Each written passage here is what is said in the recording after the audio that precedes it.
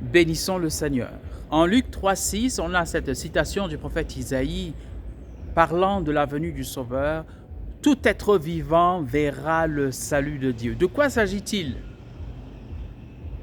Peut-être d'une manière plus forte de la venue de Jésus, la seconde venue de Jésus, lorsqu'il viendra dans sa gloire, comme nous le disons dans le credo, pour juger les vivants et les morts.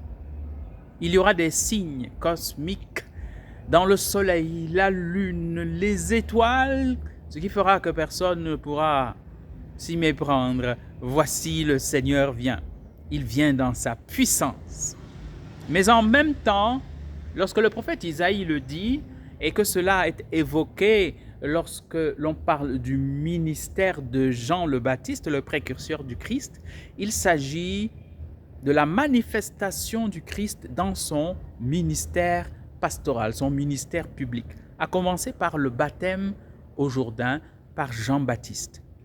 La manifestation de sa gloire au mariage à Cana, Jean chapitre 2, le premier de ces signes. Et puis alors tous ces signes de guérison à la maison de Pierre où il guérit la belle-mère de Simon qui était alitée avec de la fièvre. Il a guéri instantanément et des guérisons, des exorcismes à n'en plus pouvoir compter.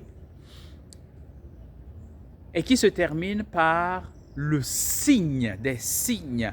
Il est ressuscité des morts, il est vivant et il ne meurt plus.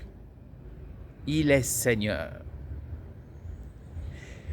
Mais alors, à la Pentecôte, lorsque le Seigneur, en envoyant son esprit sur l'Église, les pousse jusqu'au bout du monde, jusqu'à la fin des temps, il s'arrange justement pour que le salut de Dieu soit manifeste pour tous les hommes.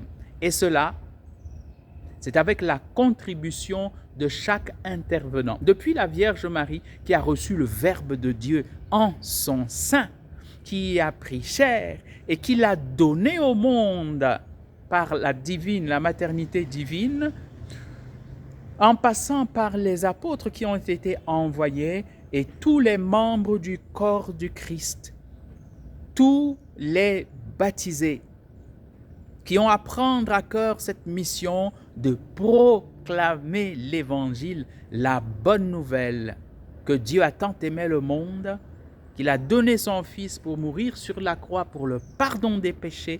Et désormais, le chemin des hommes, ce n'est plus la perdition éternelle, mais s'ils croient en lui, la vie éternelle.